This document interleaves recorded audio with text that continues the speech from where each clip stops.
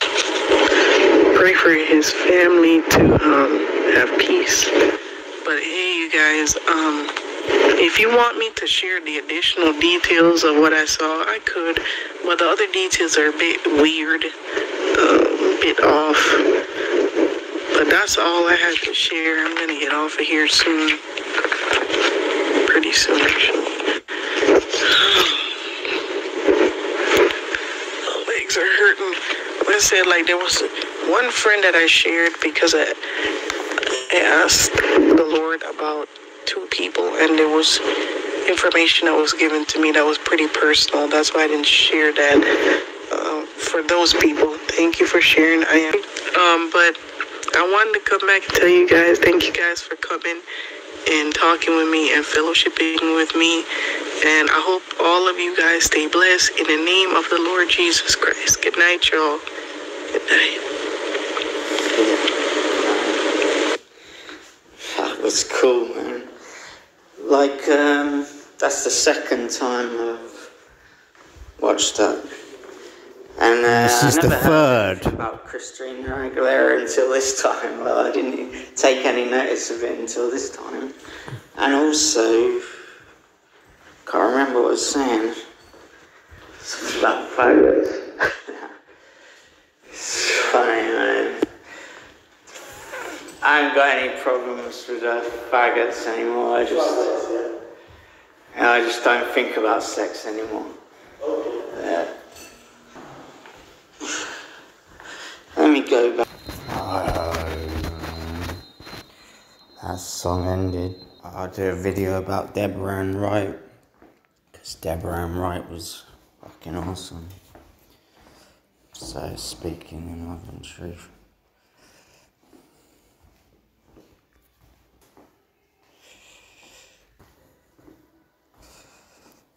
There she is. Right there. She hadn't uploaded for 6 months.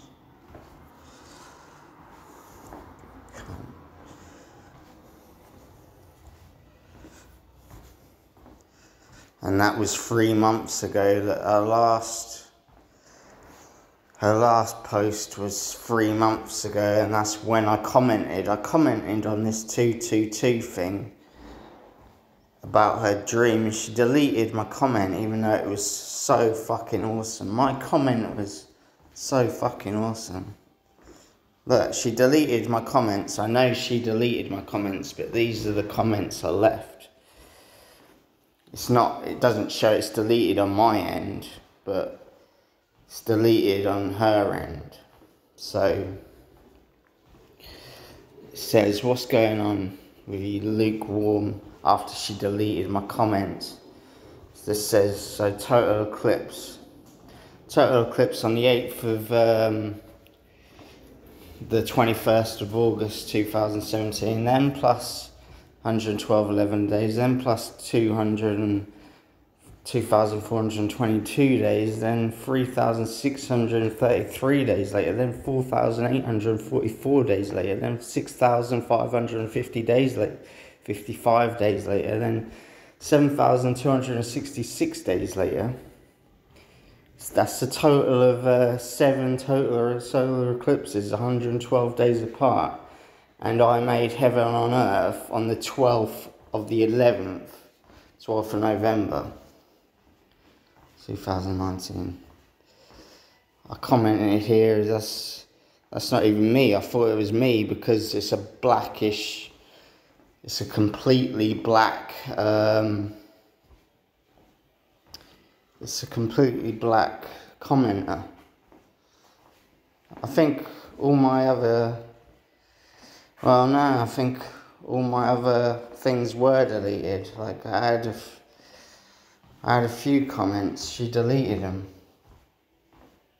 I don't know. I commented with different accounts. But you see, my username has always got that. It's not completely black, so that was that. But there's this 1948 is the key. I've watched that, it shows. What's this then? Eat the video is 19 minutes and 48 seconds. Oh. And Keegan said, hey, Deborah, look, your video is 19 minutes and 48 seconds, and it says the stage is set. What had to be set up, began. So she's talking about a video she uploaded, and the stage is set in 1948, which means about Israel being born in 1948, and then in the Bible somewhere in Matthew 24 or something it says people's generations, a generation lasts like 70 years or 80 years if you're healthy, and from that they say that's why it'll be 2028 when Jesus comes back or comes to power or whatever in 2028. And that's the whole, well, it's not the whole thing, but. And then she's got this vaccine, is it the Mark of the Beast, 3.3k views, 4.4 in 5 minutes and 33 seconds. And I say the Mark of the Beast is sex. And this is what I come for. This is like the one that says 2014 to 2028, prepare to be amazed. And I'm just gonna, because I've got to show you, got to know who Deborah Ann Wright is. You haven't, but we want to know who Deborah Ann Wright is. So she made this video, and then she made this video about the video from a different channel, and this is this other guy's channel. This is this other guy's diagram from a different channel. But I first found this through Speaking Through Love and Truth, speaking through Deborah Ann Wright. Okay. I've tried to record this video like this is my third time, because every time I'm just so excited and I just start rambling and I don't know what to say and I feel like I'm doing it again. Okay, let me try. Okay, Lord, please just direct me. So basically, if you guys have been following my channel, my last two videos, what have I been led to talk about in the last two videos? The tetrads. The tetrads all the way back from 2014. I have felt very led to talk about the tetrads and how they line up, how in the last 500... I don't even know what a tetrad is, and I haven't looked it up. Years, there have only been 4 tetrads of blood moons, and they all line up with huge, huge significant things that happen with the Jews every time. And then there are after 2014, there were no more tetrads to be seen in the future by NASA for like ever. They couldn't see anymore. There was only these patches of it. There now are going to be triads and singular blood moons, but no more tetrads. And I know many people in my personal life may say, what are you, crazy? Why are you following this? I don't care. I am sure this is correct, that God is showing me all this. I've gone on and on. I've talked about my personal journey, that in 2014, my daughter had an awake vision of literally a man in white coming, which I didn't know what it was. She didn't know what it was. So there's no way my other 2 attempts. So I have to talk like I'm talking to people who know what I'm talking about, because I can't always go back comments. I can kind of, I believe I was led to talk about these tetrads, which I haven't in like ages. Like there was no reason for me to talk about this stuff because of this chart, I think. Now, this chart was sent to me by a friend on Facebook just now, or just like recently, and they got this yesterday off a channel that I've never seen before, but this channel has over 50,000 subscribers, and this video was just posted yesterday with this chart, and it has tens of thousands. What, like God's roadmap to the end, the channel? Of views already. So you may have seen this, you know this chart, but I have never seen this chart, this channel, nothing. This is meant to be for me to see this and share this with you guys. Like I said, I've just been talking about all this. Okay. So the main point is that we start from this May 26, 2021 blood moon in the middle, which I've literally been going on and on about. It's going to turn blood red at 11:11 UTC. Okay. That's no fluke. But anyway, look at the 2 bottom blood moons. So it starts from 2014 with the tetrad, but he's tracking the blood moon. 11:11 GMT, my time. moons that happen around then. So March 20th, 2015, there was a blood moon. And if you follow that line all the way across to 2027, I think it says August 2nd, that May 26, 2021 blood moon in the middle splits it perfectly, 2,259 days and 2,259 days, perfectly. Then if you go up to March 9th, 2016, and you go all the way over to August 12th, 2026, that May 26, 2021 blood moon splits it perfectly again, 1,904 days. Perfectly. Then if you go up to July 12th, 2019, and you go over to April 20th, 2023, again, May 26, 2021 splits it perfectly into 694 days. And then there's other stuff like the X over the United States and all this different stuff. Like he has other things. Like you have to look at the video. I don't even know what to say right now. That May 26, 21 blood moon literally splits all these things in perfectly. How could that be a coincidence? How? Look at this. It's mathematical genius. Now, I didn't check all the numbers and everything. That is on my part, but I don't have the time. Like, honestly, I literally left my house. I'm just outside my house. And it's like that month, that week, 2021 and 26th of May, but 2026 of May, 2022 is even like it's, that's all I need. Well, that's what I needed to be certain of everything. And that's good. I'll look up the one May 26th.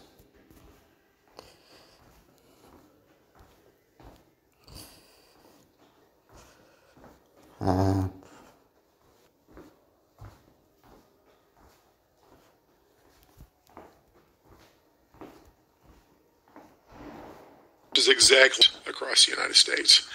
So take with that what you will. I would also consider what is the likeliness. I'm not just going to arbitrarily proclaim that it's astronomical and this can never possibly happen and you can't make this stuff up, blah, blah, blah. I'd like to be a little more responsible than that and actually consider what these likelihoods. Well, I just found out that solar eclipse on the 21st of August is like 1,374 days before the 26th of May. 26th of May, but the one on the right, 8th of April 2024, is only 1,048 days after the 28th of May, so that's not very close to central. But it's just about the solar eclipses, really. The ones exactly 694 days apart and 1,904 days apart and 2,259 days apart. But the 26th of May was an important day to me. And on the 25th of the May 2021, that's when I stopped talking to Lauryn Hill. And I told her it's going to be a lunar eclipse and the biggest full moon of the year on the 26th of May, and 26th of May is like between 24th of May and 28th of May, so. And I got in contact with Lauryn Hill on the 21st of May or something. That was so important to me, to be like exchanging, like talking to Lauryn Hill on emails. But it was also the week when I put the 3 souls into me, not just God, but the 3 other souls, spirits, I mean, whatever, the spirits, yeah. And then on 26th of May 2022, it's gonna be like amazing again. Because on the 26th of May 2022, it's like something's completed and it's really important to me and it's amazing. Well, I like Lauryn Hill. It's like she was number 1 on my thanks list. And I never thought, oh yeah, I'll try and get in contact with her. I didn't think it would be possible. It was just on the 21st of May 2021. I just thought I'll just see on Instagram or something, see what, no, just see on the internet if I can see what's she's saying now. Then she's giving out her email in public, so I was like, alright, I'll talk to her and say some things. Well, this is the one anyway, Dorite. Deborah Ann Wright is in Dorite, D-A. It's, this one.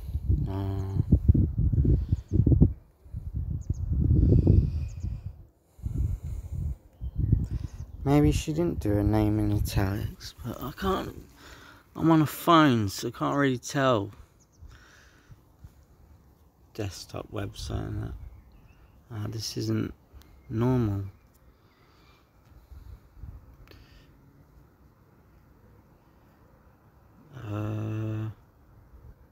No, it's all this. It's just this page anyway.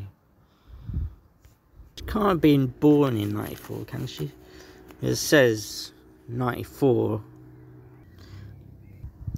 Well, that's another thing. 11th of August 2019, she updated this. Oh yeah, now I remember. Like, I remember about 11th of August 2019, I think, was when she opened, was when she started her channel for YouTube. Go to about on this. Should say 11th of August. So she made that, she updated her profile picture on the 11th of August. And she updated her Facebook profile picture on the 11th of August 2019. So maybe that's not, I don't know. But about the 11th of August, when I found her because of a video on about eclipses. Like, oh yeah, now I remember, that was the actual video. Where is it? The video I was watching. Prepare to be amazed. Nah, that wasn't the video where I first found her, I don't think. It was, I've forgotten how to find the video where I first met her, like first saw her. I didn't see her. She was just made a video about solar eclipses. And she was saying that the time between the 21st of August 2017 and 8th of April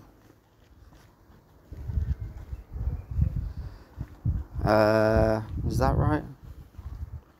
But the 11th of August 2019, that was 20 years to the day after I saw a total solar eclipse in England, Berkshire, and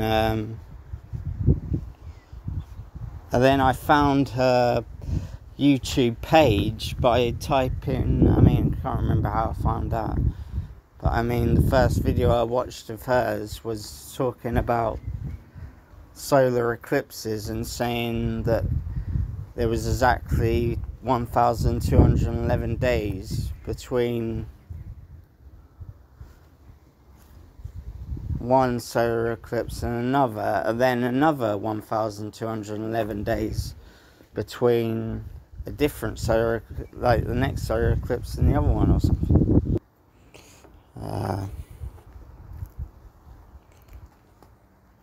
No, that's not right.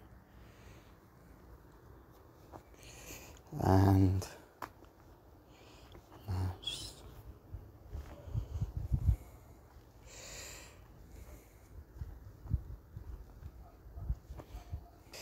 oh yeah, that's it. That's what I was not remembering, and I made a mistake in some other video. But it was like on the 14th of December 2020 there was a solar eclipse, and she was saying there was 1,211 days between solar eclipse in America on the 21st of August 2017, and then in South America there's a total solar eclipse on the 14th of December 2020, and then,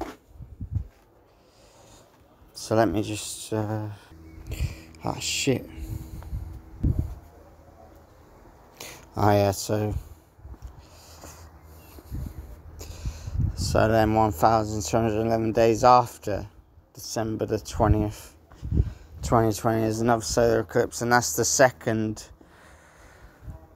That's another solar eclipse in America on the 8th of April 2024, and that's 1,211 days after.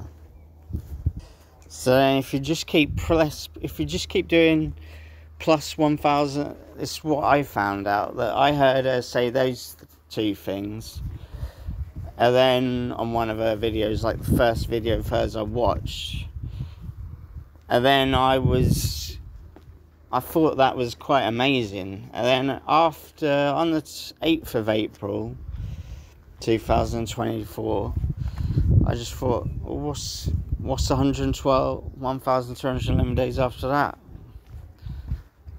And then it just kept going. There's another total solar eclipse 1,211 days after that, and another one 1,211 days after that, then there's another one 1,211 days after that, and it just keeps going like that until the 13th of July 2037. And that's a total of 7, starting on the 21st of August 2017. There's 7 total eclipses, including that one. There's 7. Is it including that one? Yeah, must be. There's 7 total solar eclipses altogether.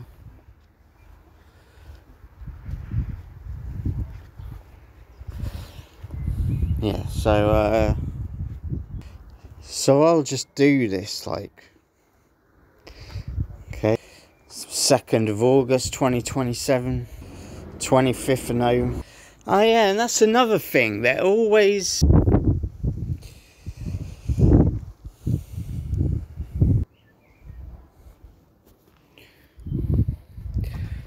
so that's 13th July, and what I just realised extra about all this stuff, that they're all on Mondays. It's always a Monday. So that's like, 1,211 must be divisible by 7 in an integer or whatever. And I've never done this calculation, but it's 173.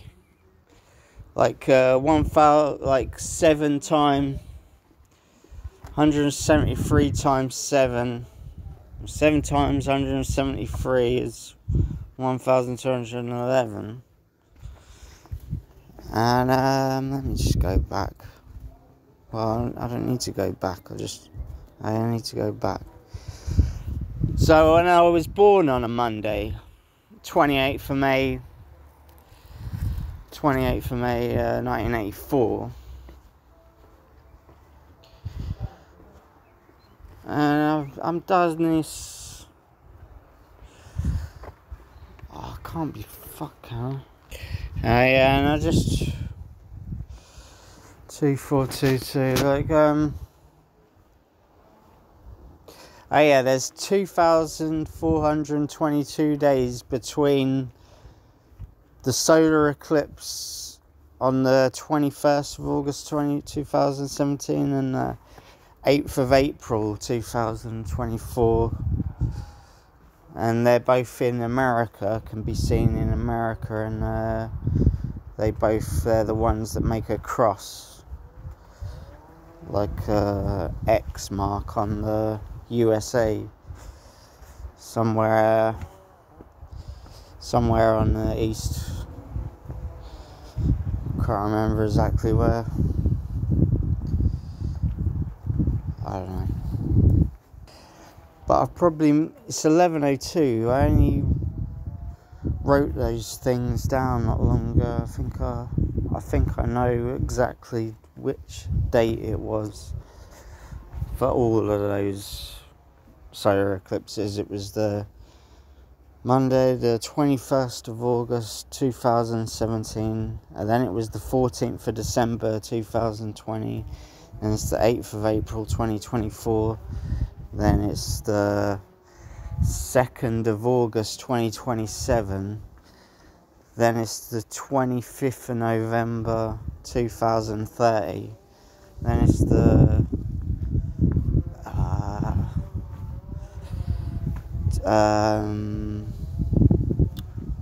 what is that? The 20th of March 2034, and then it's the 13th of July 2037. And how many dates is that? It's like including that one.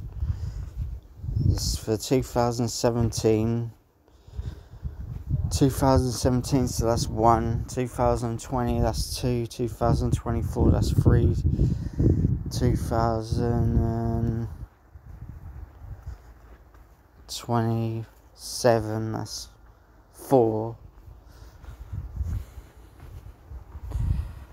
and then 25th of November 2030, that's 5, and then the 20th of March 2034, that's 5, right? I've even forgotten what I just said. I'm going to do it again. Monday the 21st of August 2017, that's 1. Then 14th of December 2020, that's 2. Then the 8th of April 2024, that's 3.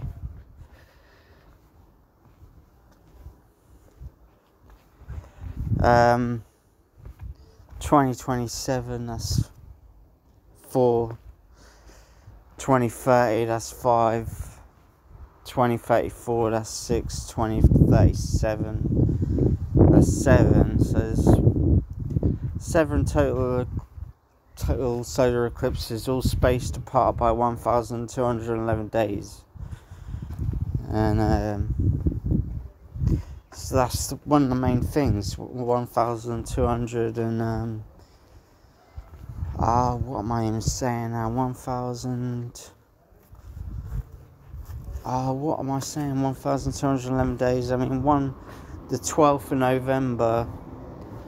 So in our language, in UK language, United Kingdom language, 1,211. The 12th of the 11th is 12th of November, and it's 12/11, and that's 12th 11th 12th 11th 2019 was when I made heaven on earth after Judgment Day on the 11th of the 11th.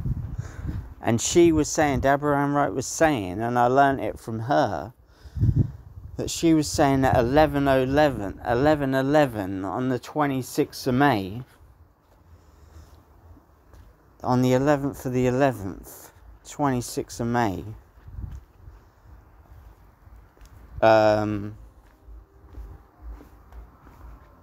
it was the start of the totality of the lunar eclipse.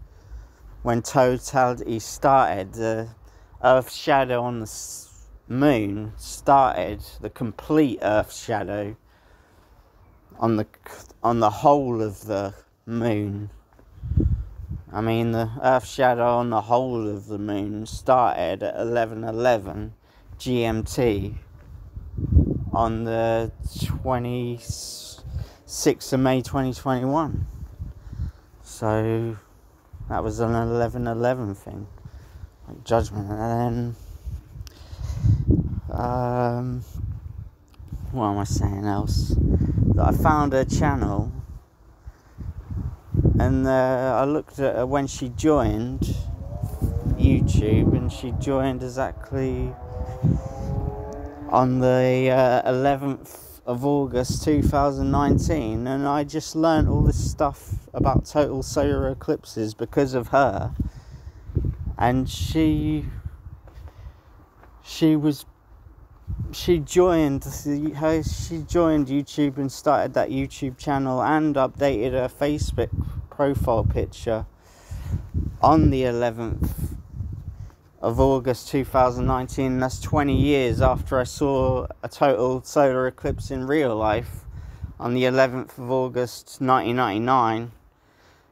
And I just thought, wow. So this Deborah Ann Wright was really important to me because I learnt through her about all this stuff about total solar eclipses being 1,211 days apart for loads of them. And let me think what I was saying else. Not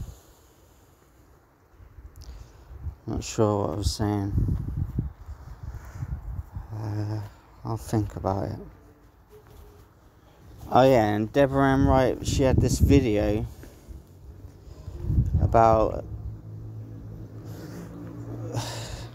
Wow, I just made this calculation again. It says 2,423 instead of 2,422, and I never pressed nothing. I must have pressed something to change it. I mean, now it's given a different result. It's saying 2,223 days. Oh, yeah, when the end date is included. And that's crazy how I just pressed that without even... It was just a mistake how I just pressed that. I was just trying to scroll through the page or something I just tapped the screen to scroll through the page. And I pressed on a link to include the end date, and now it says 2,423 days. So it said 2,422 days, now it says 2,423 days. And this is about Revelation 24 and 23, and that's crazy. 22, 23 and 24. This is what the whole Revelation thing is, and now it's 11:10. It says 11:10 on the time. It's nearly 11:11. So anyway, it's got to be 11:11 soon.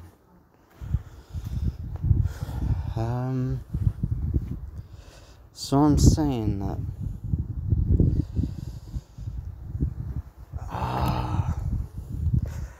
I want because this is about the sun and the moon. I want Monday and Sunday to be the weekend, because then it makes more sense, because Monday is named after the moon, Sunday is made after the sun, Sunday is named after the sun, so it's Sunday and Monday.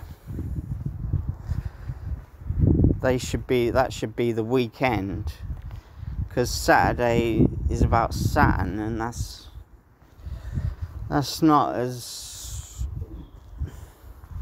you can't get a total solar eclipse with Saturn.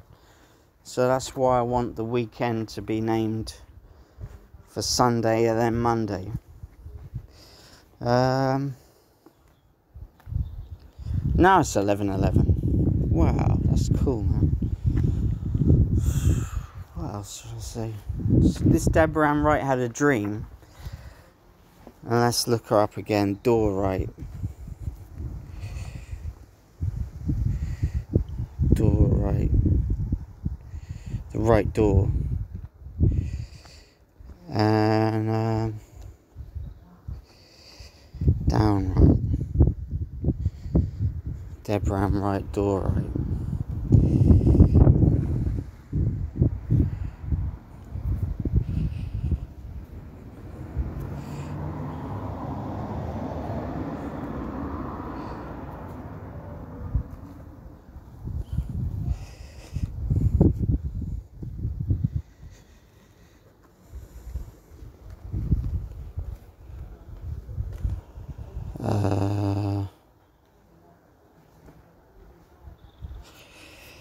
Let's put Deborah Ann Wright.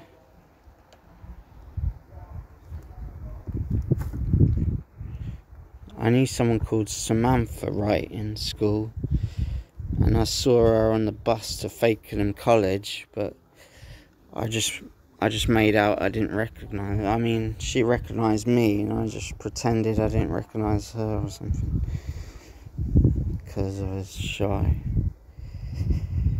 Door right. There's another door right. Is this the same person? I doubt it. The right door. It's just said about it twice now. I don't know, Instagram. I can't log into that because I don't know. Can't remember this. Oh, fuck's sake, man. Door right. What else? Speaking in love and truth or something.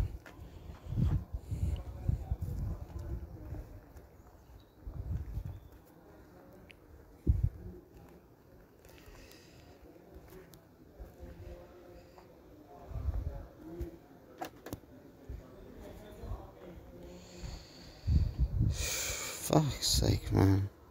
How am I supposed to find this? Oh, shit, man.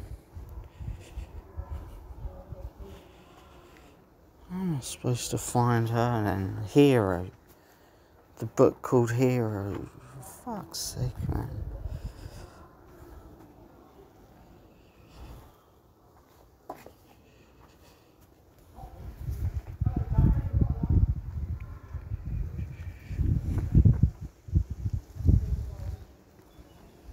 Oh shit. Now what?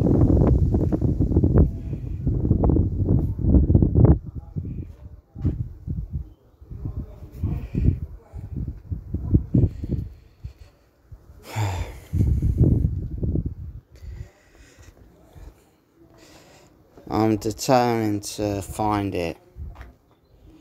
This is doing my head in.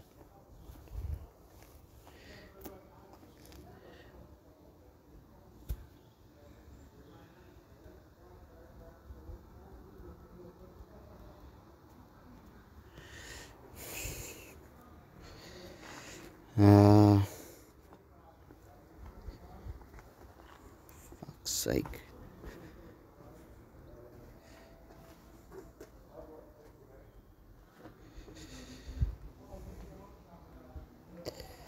Oh, shit.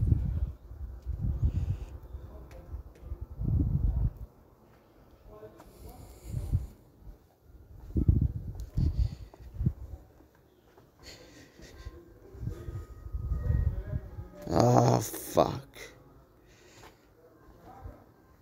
How can it be that it's so hard to find when I already found it like 10 minutes ago?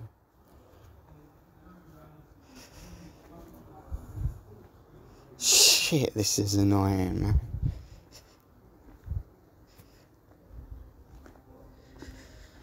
Oh, I'll pause it. Nah. myhero.com. I never even been to that one. Let's press it and go to that one.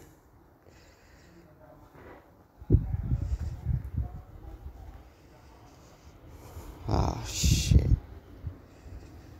This isn't even about it, is it? Oh, fuck.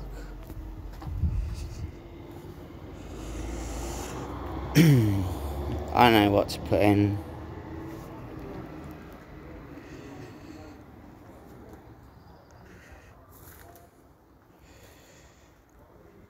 Oh no. Shit. I'm gonna press pause. Where's the fucking... I'm just going to history. That's the way to find it, innit? And I only just thought of that now. Oh no. Fuck, you know, I still haven't found it. What? It's not even, it wasn't even in my history. I was using a different browser. So, if I go to this different browser, it'll probably get somewhere. So I just found out today that she put this picture, right? Oh, I can't even log into that now. I already saw this. It was the... Right, so it was the 11th of August 2019. She put that poster, she put that photo, and she made a YouTube channel on the 11th of August 2019. That's exactly 20 years after I saw... Oh yeah, now I understand even something better, right? So she saw this, I mean, the total solar eclipse. I mean, she saw this. The total solar eclipse. She saw it, she saw it on the, well, I mean, she joined my Facebook. Right, this is going to be really interesting. Never press stop. Okay, so she joined. Don't press stop, alright? I'm trying to say something. You gotta listen, like, just don't press stop, right? On the 21st of August 2017, there was that. But she joined on the 11th of August 2019, so that was exactly 20 years after I saw the only total solar eclipse I saw in this. With this, I mean, I saw a total eclipse when I was 15 in 11th of August 1999. Then on the 11th of August 2019, she joined YouTube on that page. She made a channel on that day. And then on the 21st of August 2017, so August 2000, oh yeah, August as well.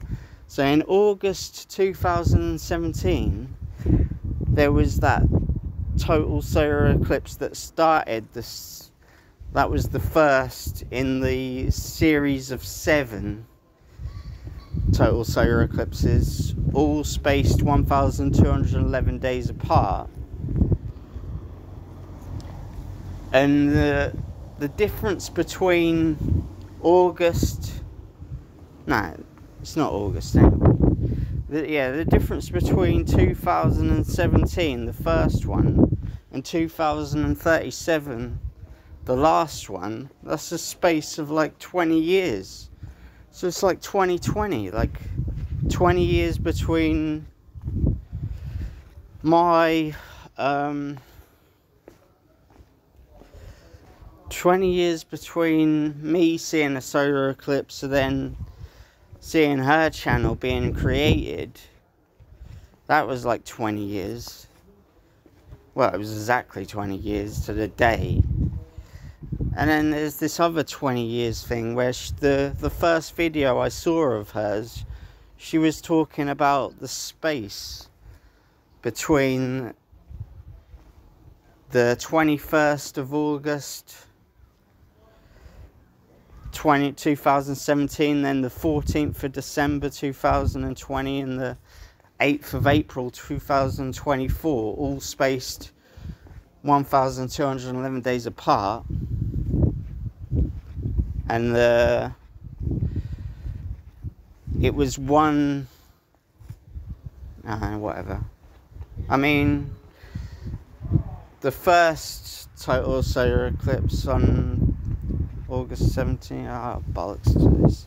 I got to go on to the next subject now, because I've said that 2020 thing. Like, now I can see, like, 2020. 2020. Alright, so I can't see a name typed in italics, but I'm sure I saw it typed in italics somewhere. But I can't.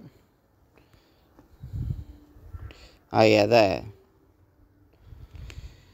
Deborah Ann Wright was raised.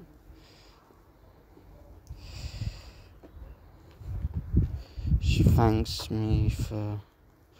What the fuck? I just read something even more amazing. Right? Shit, listen to this.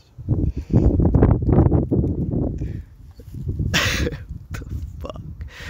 Living an hour outside the city. She thanks God for the daily nature right outside her door. What the fuck, man? Oh shit. It's like she thanks me for the nature right outside her door. What the fuck? And then her name is like D.A. Wright. You know Daniel Reuben, you know Dr. King, it's like D.A. Wright now. So it's like Door Wright.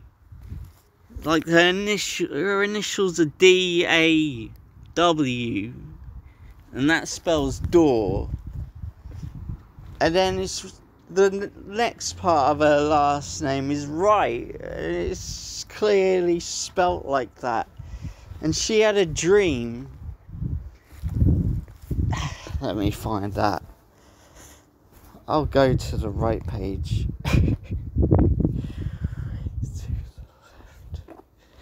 Okay, so there.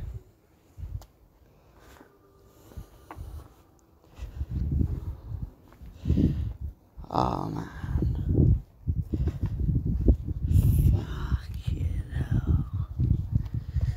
So it's D.A. Wright, yeah.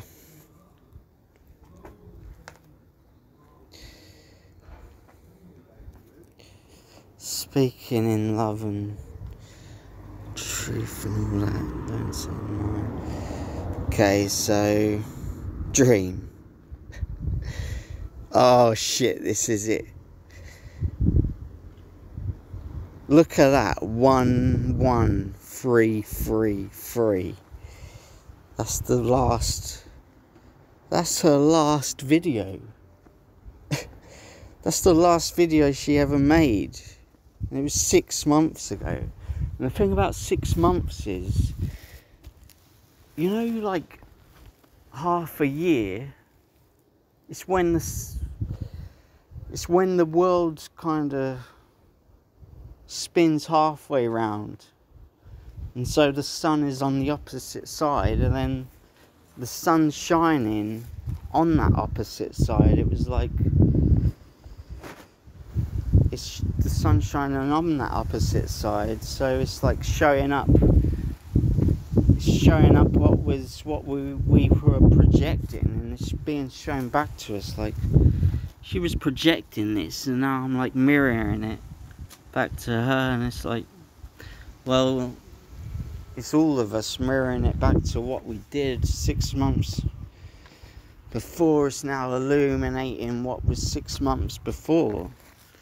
So the dream where it says the dream, I saw Jesus walking down the stairs from, this dream goes on for, the video is 1 hour and 13 minutes long.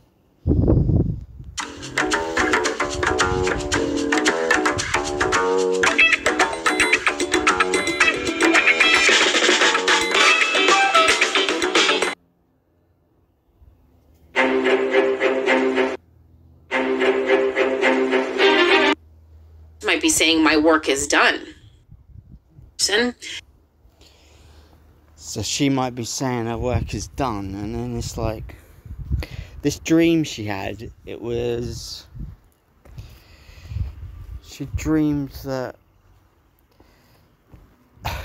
I was coming down the stairs from heaven. No, that first I told her to go in the right door in this building. I said, go in the right door. So she went in a side door, in the building she went in. She come down to sit at a table in a different room, but I think she just felt like she doesn't want to sit down or something. I can't remember.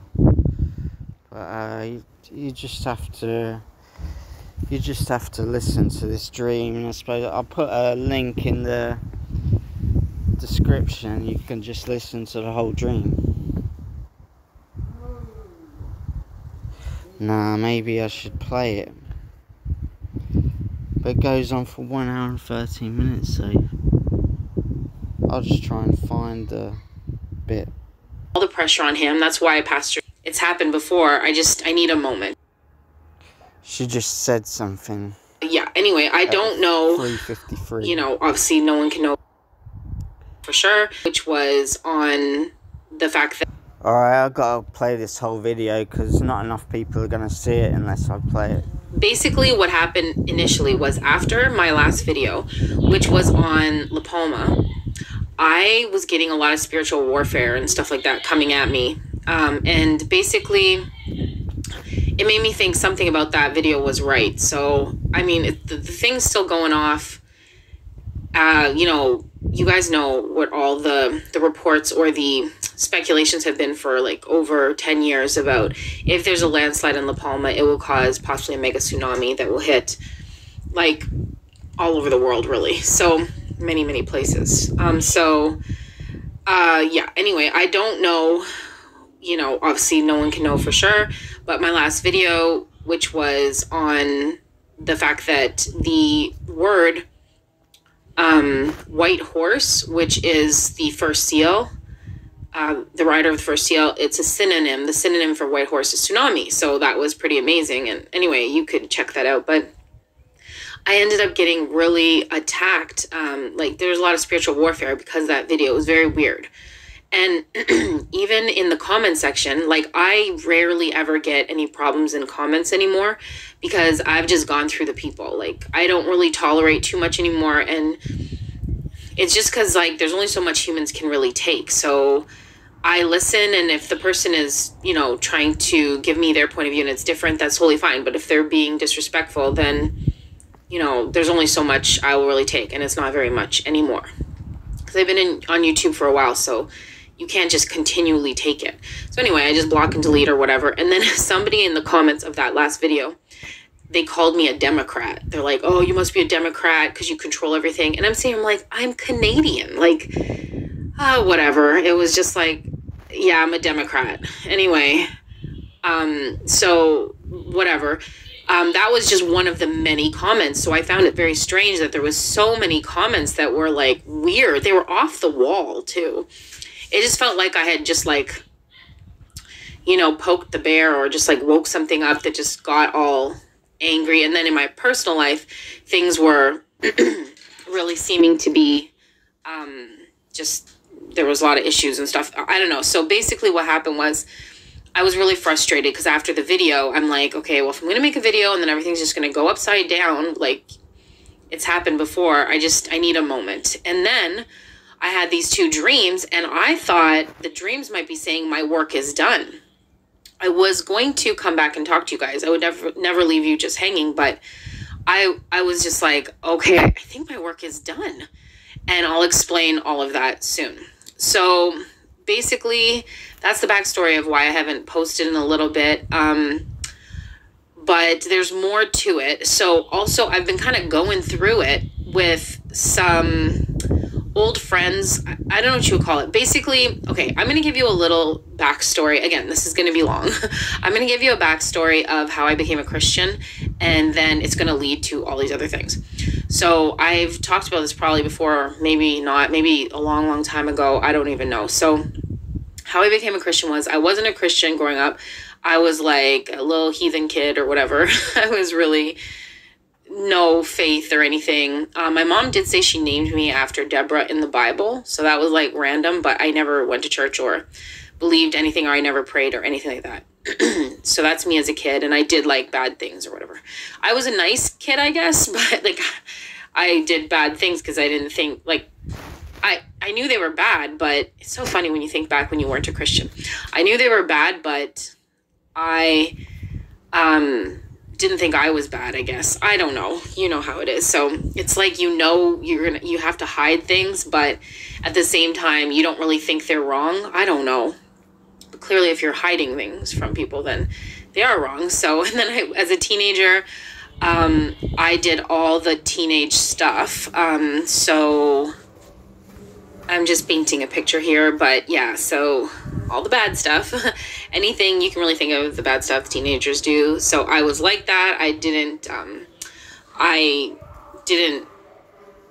was a decent person, I guess. I don't know what you would call it, but like, let's just say I wasn't like trying to get into any fights or hurt people, but if there was a fight at my high school in the parking lot, then I was watching, that kind of thing. And basically, I was doing all the things that teenagers do that they're not supposed to do, whatever. So basically, I had no, problem with that either.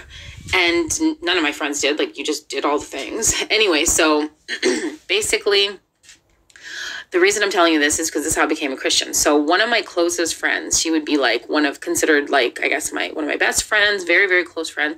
I had lots of friends, but she was like one of the ones I hung out with like all the time. Fuck. Now what the fuck am I supposed to do? That's because it's on YouTube. One day invited me to church, which I have no idea how that came about. Probably what I think happened was she was, we talked every weekend and did stuff. And probably on Sundays, she was always MIA, I'm thinking, because she never mentioned she was a Christian or she went to church that I know of. I didn't think that was a thing. Like, if somebody asked me if I was going to heaven, I have no idea what I would say. I was one of those most oblivious people ever. And so she said, I think she must have invited me to church. Like, every time I went somewhere, for me, it was a place to either get into trouble, do something, whatever. Like, I don't know. Basically, the reason for me going to church, who knows what it was. It wouldn't be, because I'm going to church. Like, I remember, I won't go into it, but anything I did, my mindset was, okay, what's going to be there that's going to be fun or whatever, like, in a probably bad way. But basically, that's probably what my mindset was. So I was like, hey, let's go. Obviously, I knew church probably wasn't like that, but maybe I thought I was going to meet boys there. Like, I have no idea. Probably it wasn't a good intention. I'm just putting it that way. It wasn't a good intention why I would have gone. And I have no idea in my brain why I went. Now, I was probably about 16. And so I went to this church, and it was a Brethren church. And if you guys know about Brethren churches, like, it's one step away from being kind of like Amish. Now, I don't know everything they believe now. I went there for about 10 years. Even after I got married, we continued to go there. And it was the best experience I've ever had in a church, ever, ever, ever. I personally, this is just a side note, I personally believe that the way they set up is as close to the initial way Christians got together as ever. I mean, if you know much about the Brethren Church, so basically, I'll just give you a rundown. You sit in circles, like, okay, there's no pastor, okay? Wait a minute, I just want to do something. I need a drink. Can't just keep going with that. I need a drink, I can't listen. It's still my video. It's like, this is an amazing thing. I need to, yeah, I need a drink. Huh? Yeah. I don't want to pause it because now it's all messed up. I got to ask for milk or something like that.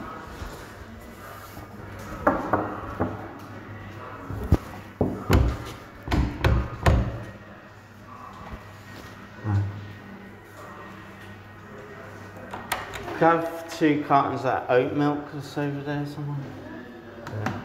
Yeah. 60 minutes when I just looked down. That's 1 hour.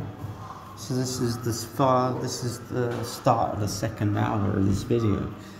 So that's pretty important to me because I don't know what the hell I'm talking about. Just on that. Yeah, Thanks. that's all right. Yeah. I've got these cartons of milk. And just chuck them in that room over there. There you go. Yeah. Now I need a drink. Oh yeah, you remember? She can't be born in 1994, right? Or is she? I remember her Facebook ends in 94, and this is like... Well, this is 94 there. It's 94, man. Nah, it just dawned on me, this is the right door. Man, this is the right door to come into. And now I'm going to play this all. Oh no, I needed to check something. No, I'm not checking anything. I'm going to press play now. I'm going to... When she says all the information that when I feel like pause is stopping this video, I'll stop it and I won't say anything else. It's just going to be the end of the video if I press stop. So like, this is a really interesting story to me, you know. Her dream is just amazing. What happened at the end of her dream was, I heard that, and then I think it was after I watched this video, listened to this video, I thought I'll try and contact her because, well, no, it wasn't after this video. It was after I found her webpage where she says DA right at the top. It's like DAW door right, and when I found her, I'd stopped talking to Lauryn Hill and this other girl, Imone, and just Imone back to front, and I just thought, yeah, maybe I'll talk to her now, because this is the right door.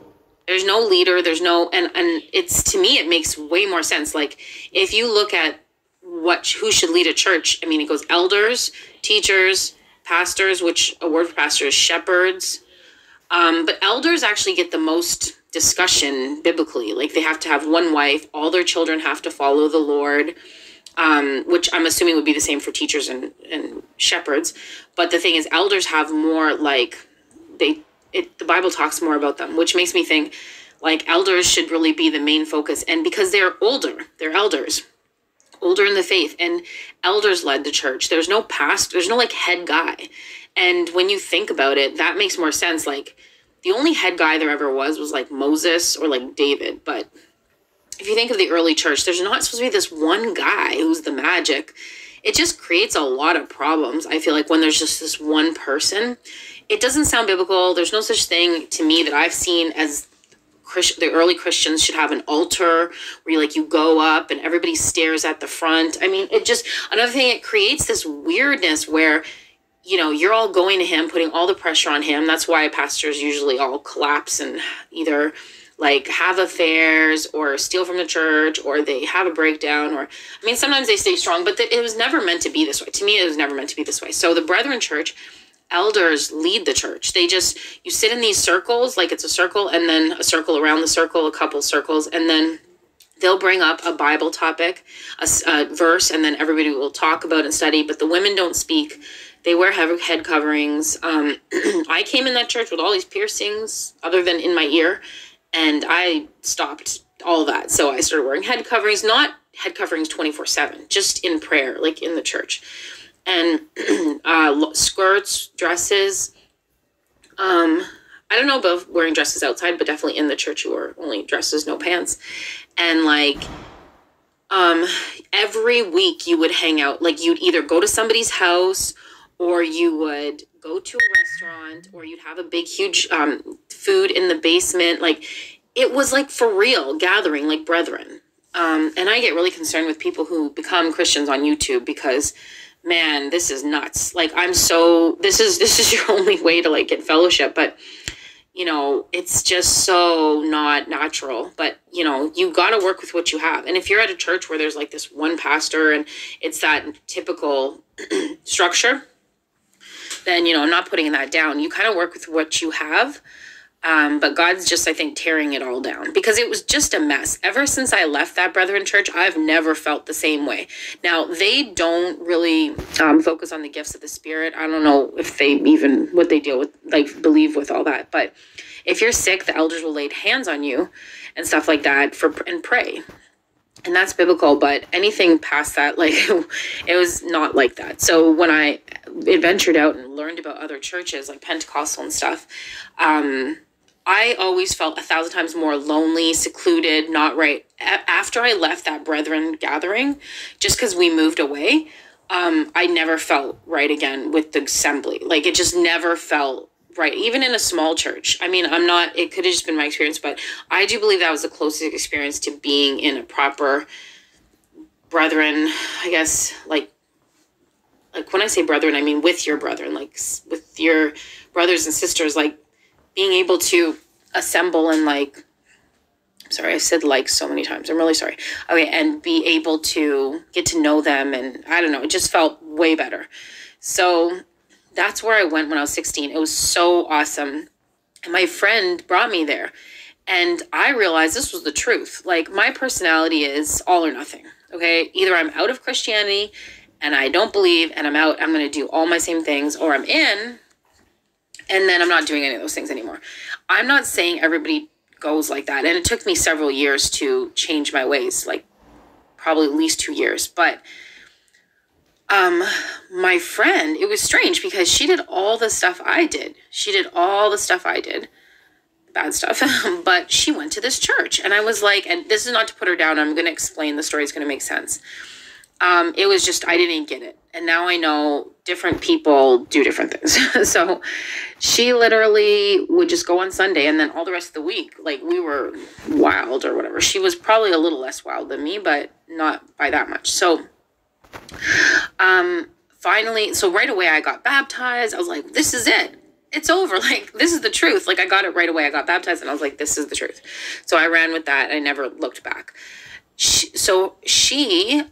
continued to live like how we used to live. And so there started to become a divide, and we were always friends, but like we just kind of did separate things. Although she started to get more Christian-y because she had me. Like, we started going to Christian concerts and we still hung out and stuff, but she was doing her own thing. Let's just put it that way. So we went off to college and stuff like that. So we separated. But basically the point of this story is that, what happened to her is going to relate to my dreams. And I just wanted to touch on how I've been feeling and stuff these last several weeks, because it kind of relates to just my background and other Christians and stuff. So let me just finish the story of what happened to her and I, and then I'll go from there. Okay, so we went off separate ways. I went to college, and I ended up getting engaged, then married, and all this other stuff, and having kids. And she was still doing her own thing. She had suffered from several like illnesses with relation to like getting tumors and stuff like that. But she looked totally fine and normal. Like, you couldn't tell, but she had a few operations. She would just get these like little tumors and things like that, like inside her stomach and like intestines and stuff. So anyway, she had that. She had to go to chemo at one point, and we stayed in touch all along. But she was at the point where she was kind of like living with her boyfriend or something like that. I mean, basically it was to the point where all her friends were non-Christians at all. Some, doing drugs, going at clubs, all the things we used to do that I didn't do anymore. And, the boyfriend was like not a Christian at all. And she's the one who got me to the church saved. So, I mean, this was very confusing to me. So anyway, now I'm at the point where I'm either in my late 20s or 30, either 28, 29, 30, something like that. And I'm at church one day, and then I hear something inside me say, like, I hear the Holy Spirit say, a big fish is coming for, and then I heard her name. And I was like, what? So I didn't know about gifts of spirit or anything to do with that kind of stuff. Like, I wasn't, because of the Brethren church, like, I didn't think of word of knowledge or any of these things. Nothing. Speaking tongues, nothing. So I didn't know, but I spoke to the Lord and all that stuff, obviously, but I did not know what that was. But it was so clear. A big fish is coming for this person's name. So I was like, okay. And this just made me think of Jonah. And I was like, well, Jonah kind of ran away and then a big fish had to come for him. And I did think about the fact that she had been living all this other way, and could it be something to do with that? But I mean, I didn't think too much. I just thought, this doesn't seem right and I have to call her. So I hadn't talked to her in like months, probably long time, could have been even a year. So I called her and she picked up, and I was like, how are you? Like, what's up? And then she's like, actually, I'm not okay. Can you pray for me? So let me tell you this. Like, she's a very cool, calm person, and never, ever, ever says, can you pray for me? Or I don't remember her ever in my whole time being a friend with her, ever her saying something like that. So I was like, what's wrong? And she's like, well, I'm going for surgery again. And this time I'm really nervous. And which is weird because she'd never been, she never told me she's nervous, but she also didn't tell me like a lot of her feelings. That's probably why I didn't know she was a Christian. Like, all those years we were friends and doing all that stuff, like, I didn't know. She just wasn't like that. Like, we talked and everything, but she was more on the quiet and reserved and kind of like kept to her feelings to herself side. So anyway, I was like, yeah, for sure, I'll pray for you. And I didn't tell her I heard a big fish is coming for you. I didn't tell her that, and I don't know if I was supposed to or not, but I didn't, and she was just like, yeah, can you pray for me? It's going to be on such and such day. So I said, yes, definitely I will. So whatever, we probably talked and then came off the phone. Then when the day came, so I'd been praying for her, but when the day came, I don't remember the exact details. I either called her mom or one of our mutual friends. So I still kind of knew some people she knew, and I was close with her family. Like, I used to go to like a lot of her family gatherings. They had these huge parties all the time and stuff. And so I knew her family. So I called her mom or this mutual friend, and I heard like, I believe hysterics or something.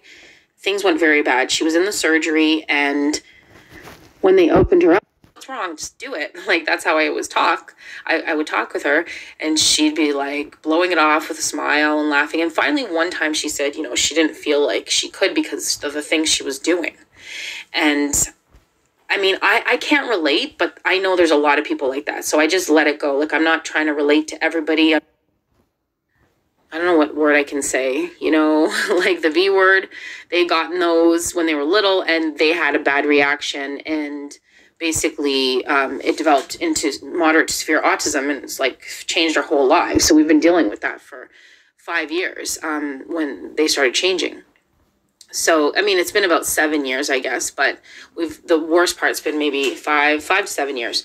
So basically, when that happened, I started searching like no tomorrow constantly and seeking the Lord, asking him constantly, what is this? What's going on? What do we do? And everything.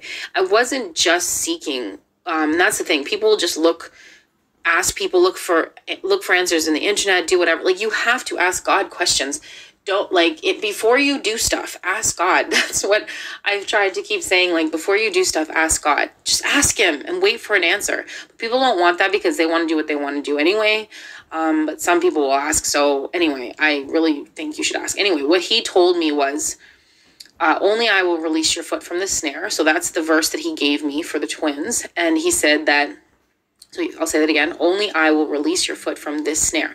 Meaning, yes, there might be some improvement with some techniques and things you do. I've changed diets and all this other stuff, but he's going to get me out of this. And when I had prayed for so long about how, I believe he said it was the rapture.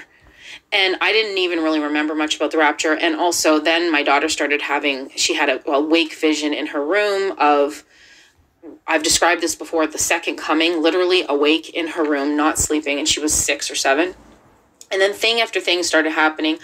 I moved next door to someone who was a mom just like me and who had been awoken to end times and was literally studying the exact same way as me. So we lived in detached houses and we lived next to each other, not 3 doors down, next. We then became such close friends. We would sit together and like study in the evenings, scripture for hours.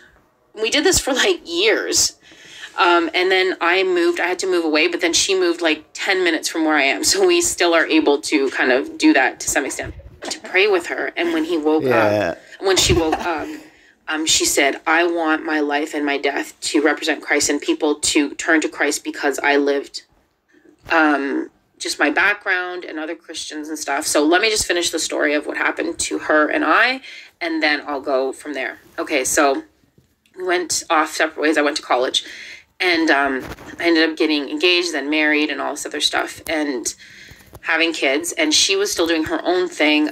She had suffered from several like illnesses with relation to like getting tumors and stuff like that. But she looked totally fine and normal. Like you couldn't tell, but she had a few operations. She would just get these like little tumors and things like that, like inside her stomach and like intestines and stuff. So anyway, she had that. She had to go to chemo at one point and we stayed in touch all along, but she was at the point where she was kind of like living with her boyfriend or something like that.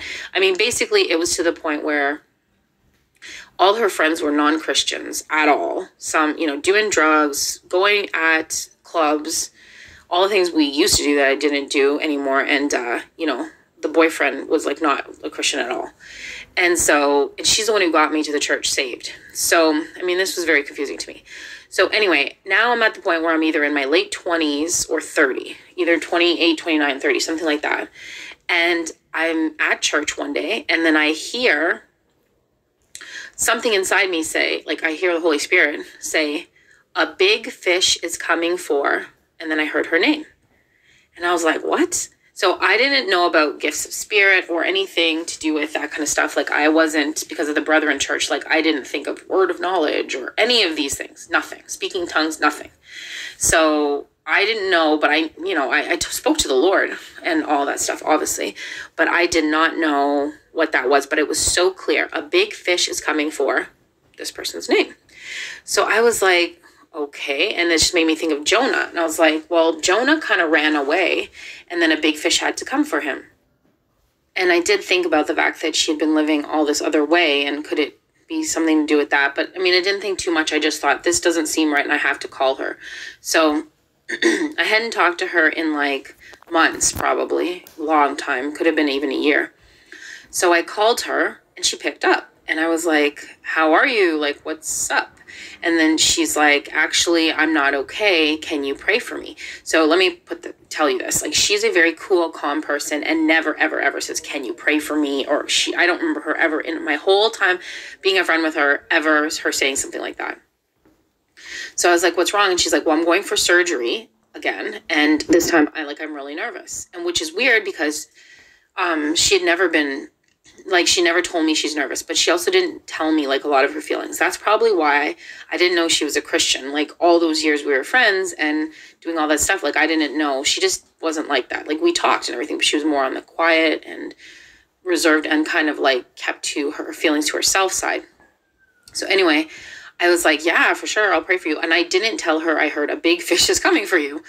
I didn't tell her that, and I don't know if I was supposed to or not, but I didn't, and she was just like, yeah, can you pray for me? It's going to be on such and such day. So I said, yes, definitely I will. So whatever, we probably talked and then came off the phone.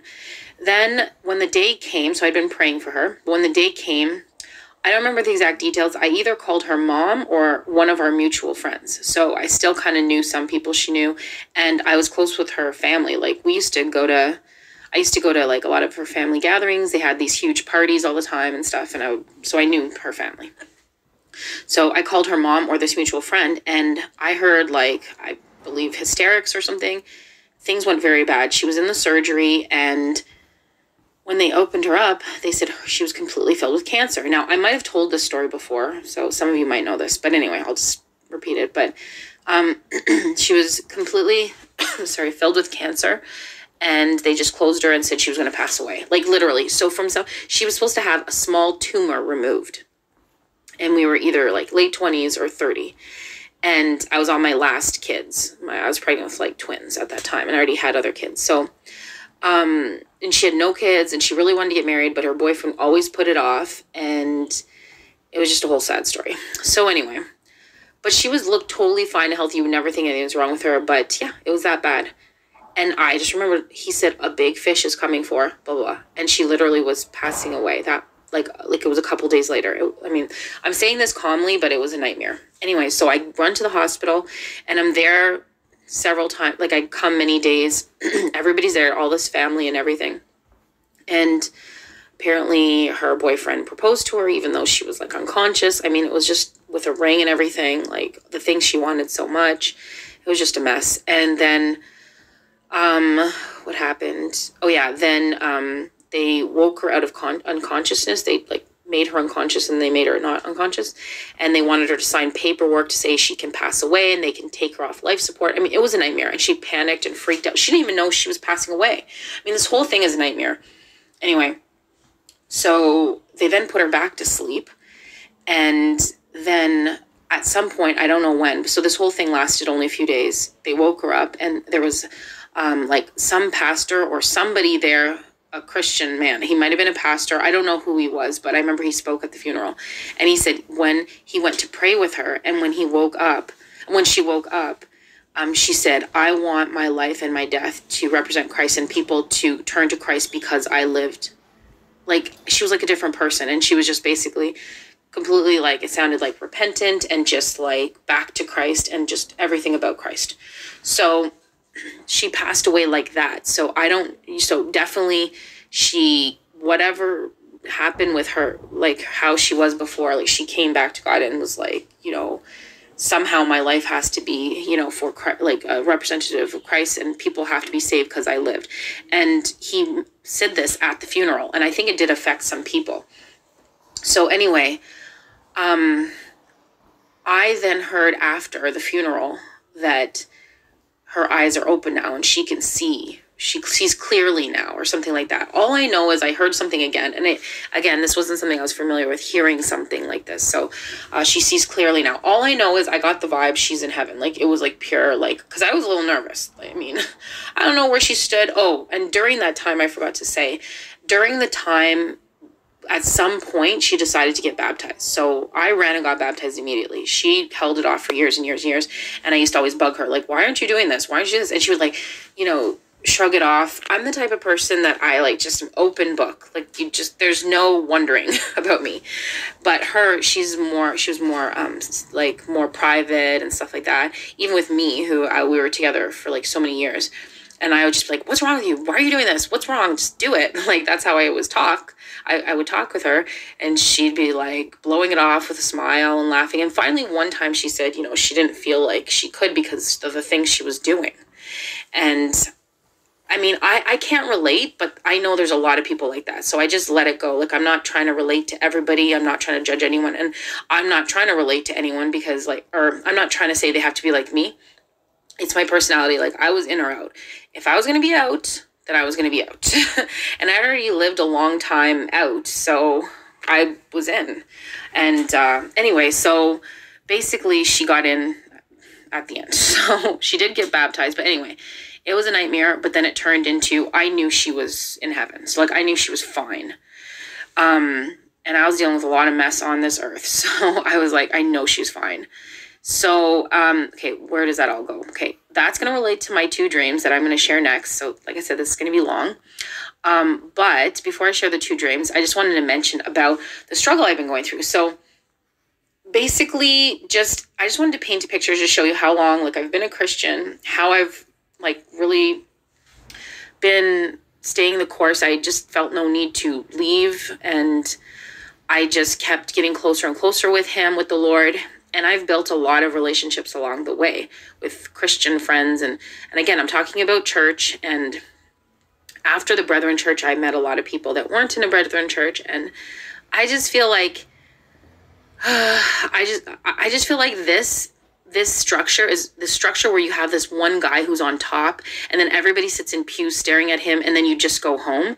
It's a breeding ground for problems. I mean, again, I'm not saying if you've gone to one or you're at one, like, leave or whatever. I think that age is passing. You might find a little gem where you find some really good people. Maybe it's a small place or something. I just think that kind of system is a breeding ground for problems. But sometimes you need it. You do need structure. Like on YouTube, there's no structure. There's no accountability. I mean, that's the thing that it's hard for me to be on this platform because I'm just used to so much structure and accountability and layers and levels of people you have to kind of go through before you can just say whatever you want. Here, I just hold my phone and I talk and boom, whatever kind of, people just have they just spurt out whatever, mouth diarrhea or whatever you want to say, just blah, they could just say whatever. And some people say great stuff and other people just say absolute madness. And I'm just not used to this immaturity. But some of it, it's just a small amount of people with a mature faith, a small amount of people with a mature faith on YouTube, very small.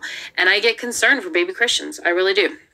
Because they're coming into this, hearing the craziest thing. So all I can pray and hope is that they go to the Bible and try to seek for themselves, because even when you're in that other structure where you have the one person at the top and you all sit in pews and look at them, you can be in that same mess. The only good thing there is at least there's some level of accountability that if you're a total nutcase, like someone might catch you sometime and correct you.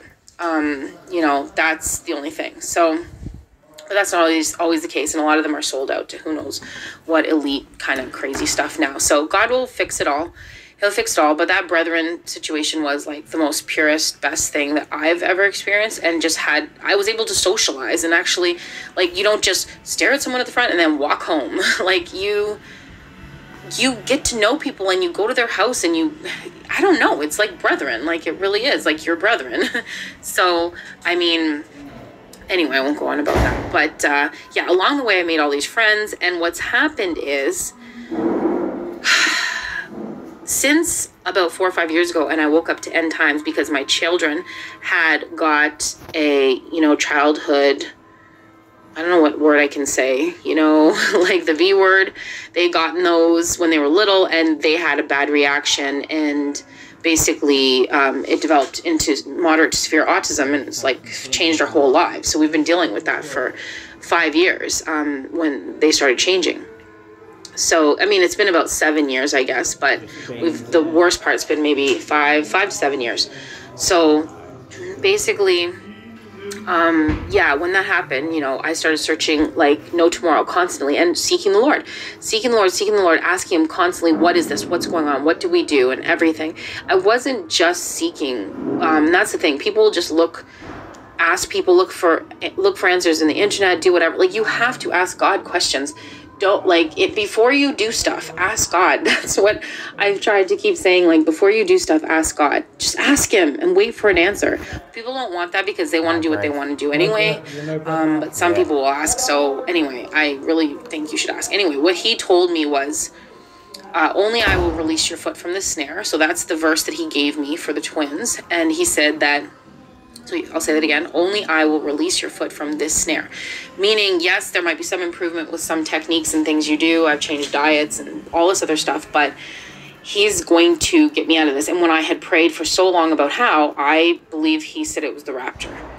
And I didn't even really remember much about the rapture. And also then my daughter started she had a wake vision in her room of, I've described this before, the second coming, literally awake in her room, not sleeping, and she was 6 or 7. And then thing after thing started happening.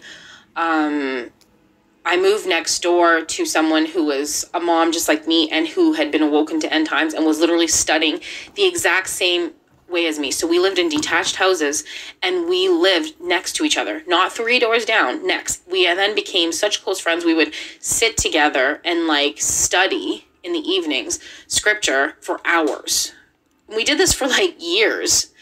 And then I had to move away, but then she moved 10 minutes from where I am. So we still are able to kind of do that to some extent, but we used to do it crazy for hours at night. So the fact that God put us next door to each other, what is that even a possibility? She's younger than me, maybe by 5 or 8 years, or I'm not sure how much, but still similar age groupish. And we both had kids. Mine are a little bit older. Her kids are littler, but inevitably somewhat similar, and both at home with them and spending all that time searching and researching. And so what are the chances? So anyway, that was this new relationship that I got that I know God gave me. And everything just pointed at we're in the end times, and I didn't even know it. And then he started showing me what was happening with the New World Order and everything, and also how it would relate to my children's injury. How could I know that their injury would somehow relate to end times 4 to 5 years later? And it absolutely does. So the problem that happened was these friends I had made along the way in my little Christian journey, they don't believe me. they don't believe me. I mean, for a long time, I thought they do believe me, but, you know, they're just hesitant, or now I just know, no, they just don't believe me. They always say they believe me, but there's no way, because our conversations, like, I just know now that it's over. And that's where my dream comes. And it's going to relate now to the dream and to my friend who got me saved. So I told you all of this to get to these dreams. And I just wanted to like let you know where I was at, because part of it was I was struggling with a lot of friends from my past who don't believe me. And yes, I know I should just blow it off and not care, but it's really up. It just got to me. The enemy knew it was going to get to me, and I won't go into what happened, but there was just a lot with old friends, and it really just was a lot with many of them. And I'm not trying to like shoo people away. It is what it is. And I have to stand up for what I believe and what I know to be true. And I'm tired of being told I'm maybe like Harold Camping, which is the guy who thought the rapture was going to happen either in 88 or 2010. I don't know. There was 88 reasons for 88. I mean, I'm tired of it. I'm just done. And I'm not going to do it anymore, because what happened to my twins is why I'm doing this. This is why I'm doing this. God gave me this particular mission. Anyway, preaching to the choir. So in this time when I was taking off, not really making videos and stuff, and going through all this stuff and just working through all this with God and having these dreams, I came across a Bible verse that really encompassed a lot for me, and I'm going to share it with you. Now, this Bible verse was basically saying that when Jesus was on this earth, the rulers and the teachers didn't believe, the people in all high places didn't believe, but it was all the little people. All the little people, like, well, not all, not many. It's a small group, but you know, like the disciples and some other people believed, but no one in charge really believed. And it's kind of linking to, again, my belief and my faith and my tie-in to all these Christian leaders and all these, this long Christian background I have. And even though, you know, it's based in a lot of structure and a lot of, I don't know, like everything was so organized and everything, there was so much lukewarm crap, really. And the fact that I'm passionate about the Lord's return, I've never heard in the Bible him saying don't be, but don't be passionate about that. I don't read that, but I have read, if you're lukewarm, I'm going to vomit you out of my mouth. Okay, so I'd rather be passionate about this than being vomited out of the Lord's mouth, really. So what happened was I also am listening to, like, you know, Christian radio and different stuff, and I don't do it often, and I've really tapered all this down because I just can't anymore. I mean, they're completely blind. And it says, when you don't love the truth, you will believe a lie. There's a verse that says, you know, I think in Revelation, like, because they did not love the truth, they were deceived and would believe a lie. And I don't know if this is the particular lie, but it sure is part of it. Anyway, so with all these leaders and stuff, it was really like affecting my mental health. Like, okay, why don't they believe? Why don't they believe? And yes, some do, but then every time I find one that kind of talks about end times and all this stuff, then they slip in something that they don't believe in, and they're traveling everywhere. They're talking about their new book deals and all this crap. And I'm like, well, how are you traveling everywhere? Like, anyway, so all of a sudden this verse came up on the radio or somewhere. I can't remember. I think it was on the radio. And I had never heard it before. And this verse was really encouraging. It basically told me, like, the leaders didn't believe in Jesus Day 2. And I knew the Pharisees didn't believe. I know, other than like Nicodemus and a few. But this verse, I just never heard it before. It's a couple verses, actually. So I went to go look for that verse because I remember logging it in my phone. I couldn't find it. And I started panicking because I was like, that verse was so, I don't know, it just really encouraged me. I was like, no, I gotta find it. So I started Googling any word I could think of. Leaders didn't believe in Jesus, whatever. Googling, whatever. Couldn't find it.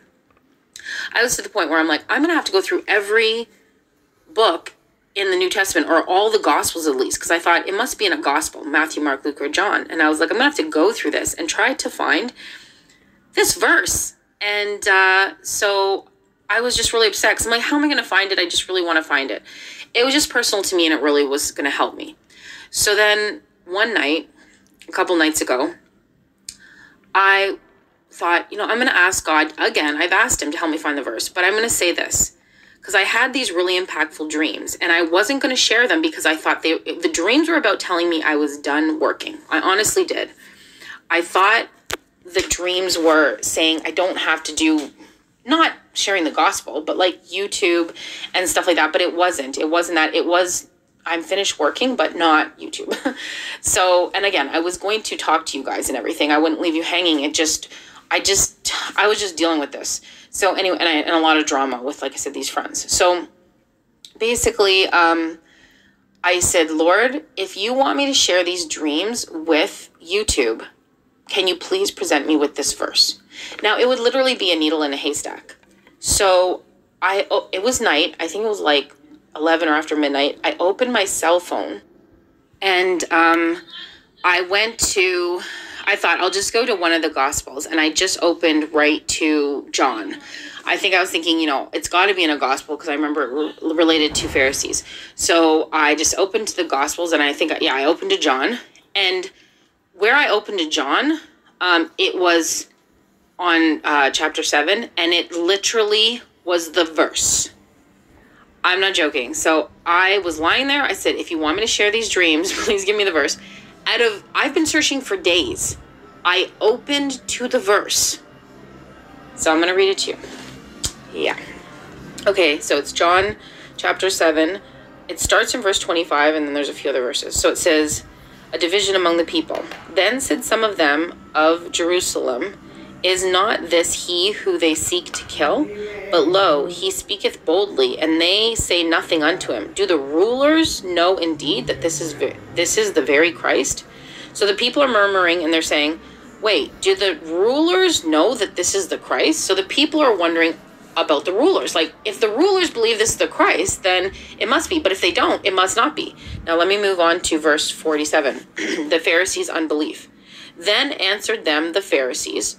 The Pharisees said this to them, are ye also deceived? Have any of the rulers or the Pharisees believed on him? But this people who knoweth not the law are cursed. So basically what they're saying is, look, we don't believe. The Pharisees said, then answered them the Pharisees, are ye also deceived? Have any of the rulers or the Pharisees believed on him? No. That's what they're trying to say. They're trying to say, we never believe. There's no rulers, no leaders believe in this guy. So why would you believe? Like, if he was the Christ, we'd believe in him.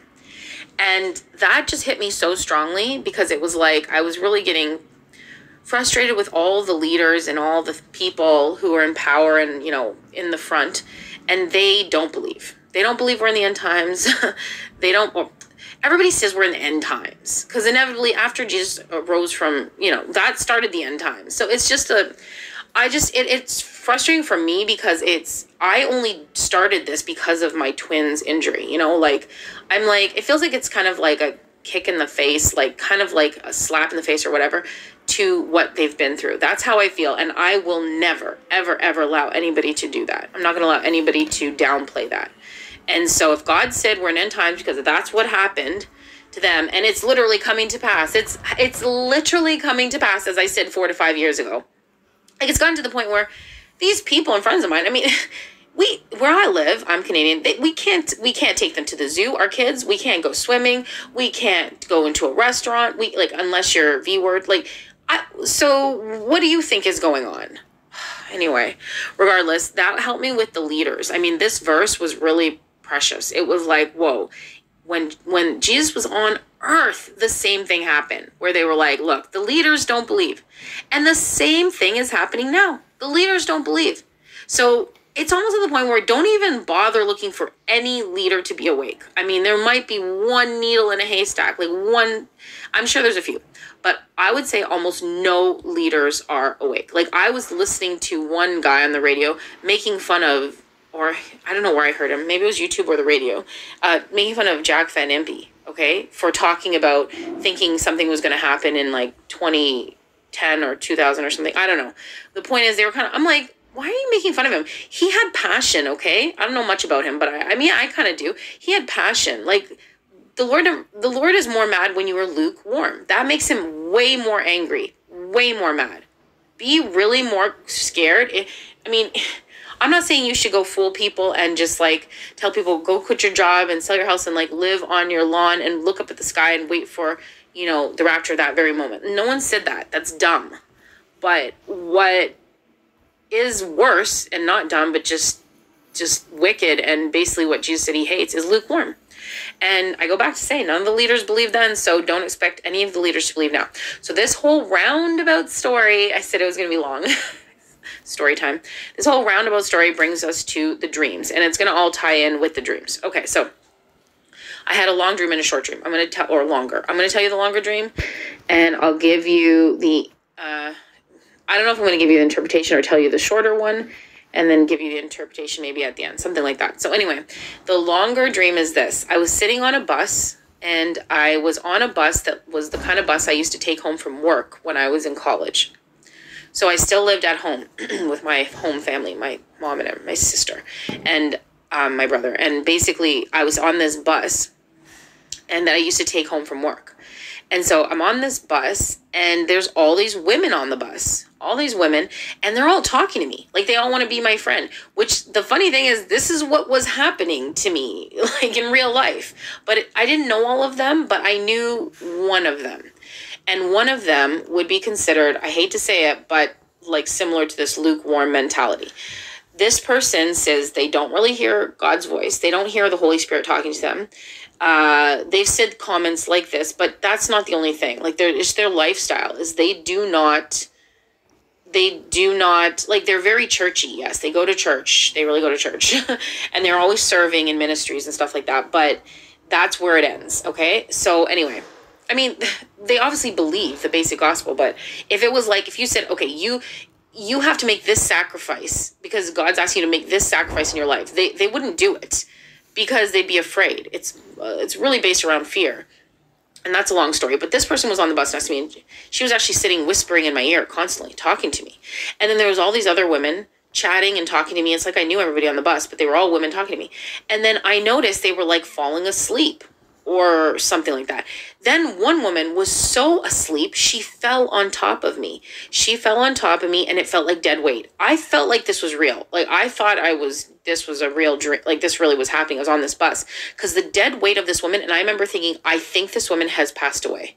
I'm sitting on the bus, and I felt like she passed away on me. She was that dead. I thought she was dead. And everybody was like falling asleep and everything like that. And they were whispering to me, and it was just so weird. And I felt horrible. I just didn't like it at all, obviously. So this woman's on my back. Like, she was leaning next to me, and then she just like collapsed on me. And then my stop came. I'm like, I'm out of here. I get off the bus, and she wakes up. The one who's dead on me, like, perks up and slowly wakes up just as I'm getting off the bus. So it's not that she perks right up, but she like slowly wakes up. So she's not dead. And the rest are like waking up and more awake. And then the friend who was whispering in my ear, she gets off the bus with me, but she speeds off in like a speeding race car, gone. So I get off and I'm just walking, but she's like gone on some race car, like a fast car, just gone. Everyone else stayed on the bus, and they're slowly waking up. So I'll give you the interpretation after. So then I get off the bus. So while I'm on the bus, I look like I look now. So I look like myself now, just my normal self, okay? And when I get off the bus, I look horrible, okay? And I don't look anything like me. It literally doesn't even look like I'm the same person. But in my head, it's like I think I'm the same person. Like, I got off the bus. So I look much older. I look worn down. Like, I look sad and upset and just tired. I don't look angry or anything like that, but just so tired. My hair is really short, almost like somebody cut it with like a knife, like not like they made a nice haircut. It just looked like I just didn't care, like someone just like chopped it off. And I also noticed, like, so I was really much older, and I also noticed I gained a lot of weight, so I looked like really frumpy. I was dressed like in clothes I don't typically would not wear. And I just looked frumpy, and I had all these heavy bags in my hand, and I could barely walk. And I realized when I got off the bus, I had to cross a road, and it's the same road. Like, I literally got off the bus in front of my old apartment building. So I lived in an apartment building when I was in college with my family before I got married. So I get off, and I was in the same spot, and I had to cross this road. It was the same road, and I could see my apartment building. When I got off the bus, I was holding these heavy bags, and I looked worn down, and I just looked like a different person. Like, I literally didn't even look like it was me, but it's like I knew it was me. So as I start walking across the street, I'm like jaywalking, like walking in the middle of the road, like not at a light, but this is what I used to do. It just like mimicked how I used to do it. So anyway, I walked across the street, and as I started walking, I could barely move. Like, I had no energy, and I was just frumpy. And then I started getting back to be like normal me, like my normal self. Slowly, I started changing back, looking like just like how I look now. And so as I'm walking across the street, I noticed so I'm back to normal now, and I noticed there's dining tables everywhere outside my building. So my apartment building, typically it's just grass and gates and stuff. Like, there's no dining tables. There was literally dining tables everywhere, and people were eating. People were eating at all these dining tables, and they were all sitting, eating this meal, and they were so engrossed. They were talking with each other. They were engrossed. Like, it was like Thanksgiving dinner at every table. I don't know who these people were. So I'm walking. I'm like, okay, this is weird. As I'm walking, I see a door in front of me, and I see a woman. And this woman is telling me, like, come in this door, come in this door. It's the side door to my building. Now, my building has like a front door, 2 side doors, and a back door. And this was the side door, and it was almost glowing. And I was like, she was calling me, come in this door. This is the right door. But for some reason, I was like, I'm going to go in the back door. I usually go take the back door because the side door leads to like some stairs. And I was going to go in the back door because that's where an elevator is. So I don't know if that's what I was thinking, but I was like, no, I always go in the back door. It was darker at the back door. And the side door was like almost glowing, like leading, like go this way. And she was standing there like, come on, this way. I don't know who she was, but I'll explain later. Anyway, who I think she is. So then I'm walking. As I'm walking towards her, but I'm thinking I'm probably going to go to the back door, but I'm walking towards her. All the people are eating around me. I hear thunder. And I mean, these are the kind of things where you think you're in the dream. You think, obviously, you know, in those dreams when you think it is real. I was like, thunder. I heard it up above me. I look up, and it was like the clouds were the whole sky was clouds, and it was like the thunder was like moving the clouds, and they were just, you know, when a storm's going to come and the clouds are just like moving so fast and crumpled, like fluffy clouds, dark clouds moving so fast. And the thunder almost sounded like, it looked like it was making the clouds move. And I heard a deep, deep voice say something like, now I don't remember the exact word, but something like, it's time, or now is the time, or time's up. Something like that. I feel like so bad that I didn't write it down because it's been now a while since I've had the dream, but something like, it is time. And it was the deepest, the voice was the thunder though. The thunder was the voice. And I had a knowing when I looked up, it was the Father. It was God, but it was the Father. Okay? I can't explain it. Then it was me. Okay? I heard that's what I heard. I looked up and I started getting so excited. I was like, oh, this is it. It's the rapture. It is time. He said it, but it sounded terrifying, but so exciting. So I don't know how to explain it, but man, you know when they say you'd be terrified, or if you saw God, or like, not saw God, but like when that day comes, like people are going to be covering themselves with the rock, saying hide us and all that, like, and people's hearts would fail them just for the fear of it. Just, you'd have a heart attack. Like, I was so in awe. I won't say scared, terrified, but I knew if I wasn't on his side, I would be absolutely terrified. But I wasn't terrified because I was on his side. I was excited. I was like, that's it. We're out. No one at the table budged. No one. All the tables. And I mean, there was like hundreds of people probably. No one budged. They were all just eating, and they were chatting, and they were like all engrossed in their conversations and just eating and eating. And I remember thinking, okay, nobody even heard, but oh well, I'm out of here. So I keep walking to the door, and then I feel the need to look up again. I look back up to the sky, and I see in the clouds, it parts, and a square of clear blue sky opens. It's like it parts like curtains. And I see Jesus with a white robe, just the back of him, holding a little girl's hand, walking, like with his back to me, down some stairs. Like, I just had a knowing he was walking from heaven to earth. Okay, I won't give interpretation yet. So then I'm like, this is it. So I turn back, and I'm like, I gonna get in the building. I had like a knowing that it wasn't gonna be immediately. Like I felt like I just knew this is it. It's the rapture. But it's not like it was like, you know, I got raptured up. I've never had a rapture dream. So anyway, I didn't feel that. I just felt like it's about to happen.